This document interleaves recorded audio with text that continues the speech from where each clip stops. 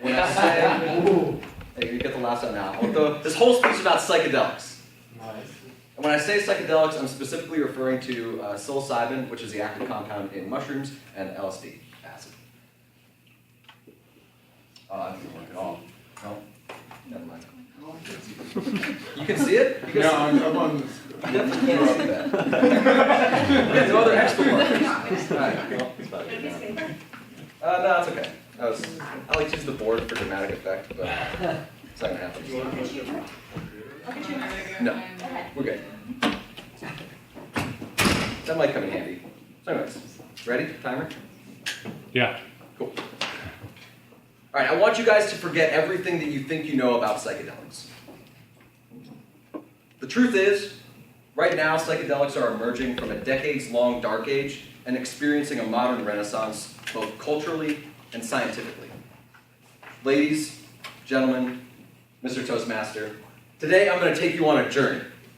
Well, maybe more of a trip. As we talk about this modern renaissance and how it's come to be. Talk a little bit about that dark age and why it existed in the first place, and ultimately what this means for our future. I see that skeptical face. Now, as I get into this, there's something that's a little bit important to note, which is, as I pull up my notes, that, as I say, we're at a crossroads right now experiencing a renaissance, and what happens from here, from this moment, ultimately matters. Just as we've seen marijuana take a much more common place in society, become a part of the mainstream culture, we're going to have similar decisions and similar news around psychedelics. So, get ready. As we talk about this modern renaissance, I have to talk about a couple important events that happened in 2006, really when this whole thing kicked off. One of these events will help us look back at the history of it and how we sort of got to that point, and then the other will help us look forward into the future and what this means going forward from now. The first event is the 100th birthday of a man, Albert Hofmann. Albert Hofmann was the Swiss chemist who first discovered LSD. At his 100th birthday, it was a wondrous celebration in Basel, Switzerland. Hofmann himself, a hunched-over but spry old man, told the story of how he first discovered it to a crowd of onlookers. As it goes, in 1938, Hofmann was working for the pharmaceutical company Sandoz, which is still a publicly traded company. He was trying to find a drug that stimulated circulation, and in doing so was working with the fungus ergot. And he synthesized a compound that is called lysergic acid dithylamide, which I'm actually not going to take the time to write out. But lysergic acid dithylamide, LSD. And when he first synthesized this, he tested it on animals, and to his amazement, nothing really happened. It wasn't that significant. In fact, he shelved the compound, and it sat on a shelf collecting dust for 5 years. Only in the darkest days of World War II did he return to it on a scientific hunch and maybe a serendipitous notion. But he did, and this time when he returned to the compound, he experienced fantastical images and feelings when working with it. As commonplace at the time as a scientist, he did a little personal experimentation and had what is known as the world's first acid trip. Now, not only was it important because of that, but there was an important detail here, and that is his dosage was way too high. He took 25 milligrams of LSD, a modest dose for most drugs, but not for one of the most potent chemicals in nature. For context, a modern dose of LSD is 0.25 micrograms. Now, in the 1950s, what this taught us is that the brain can understand chemical signals on a much lower level than what we previously thought. Through Hofmann's research, this led other scientists to explore this phenomenon and actually led to the discovery of serotonin. And in the 1950s, launched much of what modern brain science relies on today. So not only did this discovery help launch modern brain science, but LSD itself had an impressive clinical trial history for the 10 years following that. From the mid-1950s to the late 1960s, LSD was used in psychotherapy sessions on patients who had depression, anxiety, addiction, things of that nature, in institutions across the country and the world.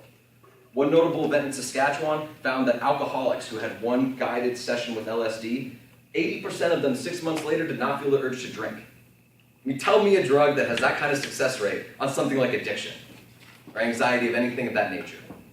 So now, while this was powerful science and lots of people were experimenting on it, Hoffman is sort of the good guy who brought it into existence, there's also a villain in this story, and that is Timothy Leary. Timothy Leary was a Harvard psychologist who was growing a little bit despondent with the scientific community and process. And instead, when he discovered LSD, decided to combine it with a wave of counterculture that was taking over the 1960s. This is a little bit of a cultural thing that I'm sure a lot of people in this room are familiar with.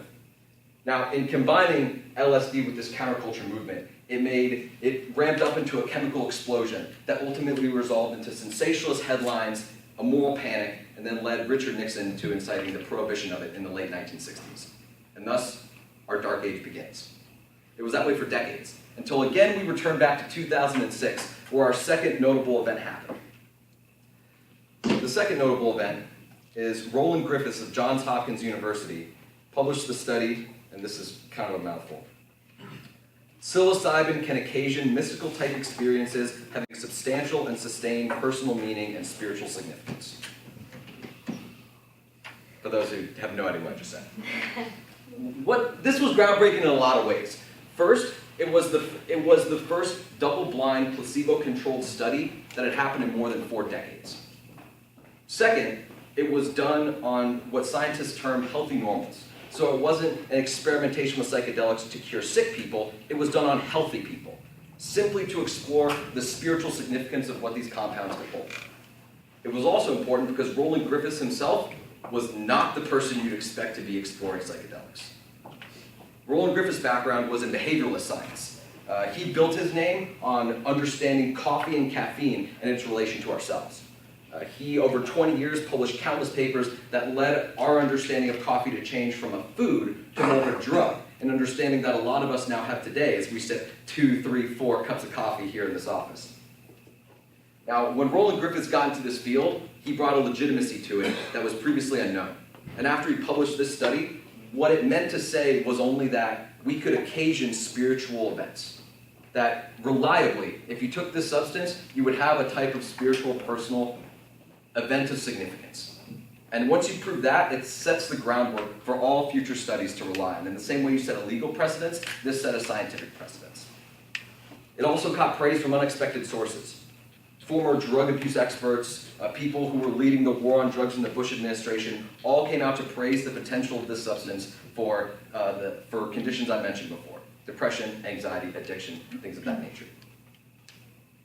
I see you, Joe. There's one last character that's really important to this story. His name is Bob Jesse, someone who was instrumental in funding a lot of the studies that we've seen today. Just last year, there were 50 studies done on psychedelic compounds. Now, Bob Jesse is interesting to us all because before he was in the field of psychedelics, he was a vice president of business development at Oracle. There are over 150,000 employees at this company. He was employee number 8,766. He joined Oracle in 1990. He left in 1995 as vice president in order to start his own organizational scientific discovery. And his interest was specifically in the spiritual exploration of these compounds, not even a sickness or something like that. We stand on the shoulder of giants right now. Bob Jesse, Roland Griffiths, Albert Hoffman have all led us to this point. And now, as the science goes forward, we have to take a look at the world around us. Worldwide, there are 300 million people who are depressed. Suicide, anxiety, addiction are all on the rise. I'm not saying that these are some magic pill and that they're going to fix everything, but it seems to me that's obvious that the federal prohibition is ridiculous, and that at least these substances deserve our research and our interest because they could lead to a new path of knowledge, potential, and significance. That's my speech. Thank you, guys.